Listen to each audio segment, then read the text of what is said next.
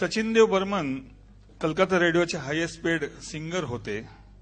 1944 मध्ये ते मुंबईला फिल्मिस्तानमध्ये शशीधर मुखर्जी म्हणजे एस मुखर्जी यांच्याबरोबर आले.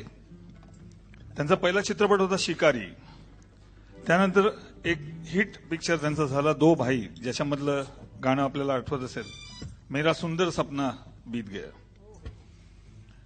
But he was not so lucky afterwards.